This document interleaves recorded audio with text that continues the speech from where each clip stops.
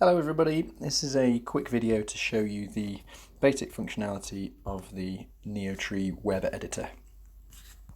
So this is a web-based editor and hopefully you'll have found yourself on this login page from the GitHub instructions. Otherwise there's a link underneath this video which should find you to the login page. So please use the login credentials that you've been supplied with, and this leads you to the landing page of the editor. Now, as you can see, this looks very similar to the Neotree app, and that's because everything that is built in the editor ultimately will display in the Neotree app. So I'm doing this demonstration on a phone, and that's because I want to show you the changes made in the editor in the app, and it's easier to do so. I would recommend it if you're using the editor to open the editor on a desktop in a browser and then have the Neotree app open on your device, Android device, so you can see the changes that you're making.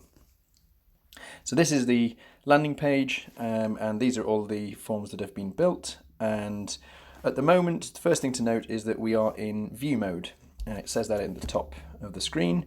Now view mode allows us to, as it says, as you might imagine, it allows us to enter into any of the scripts that have been created, and we can just view those without having any risk of changing anything and affecting the live app. And that allows us to have a look at the different screens within that script. So as you can see, this is the admission script, which has got hundreds and hundreds and hundreds of screens.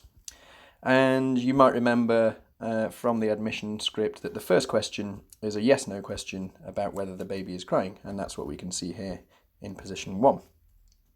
We can enter that screen and we can see how that's been built. Now, as this is the first screen, it doesn't have a conditional expression, so it's not based on any other data input, so it will display for all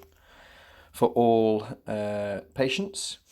We have some property data here which we can enter, references, what step it is of a particular part of the form, so that just gives some background information. We can add a title, we can control the printout title, so that's what displays on the printout at the end of the form. We can give the health worker an action and some instructions.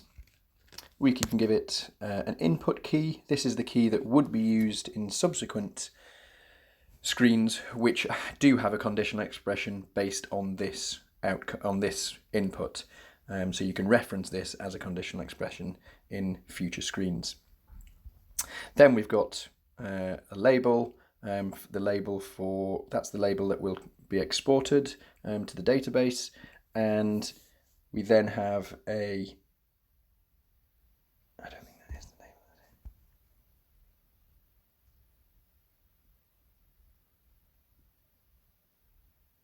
it.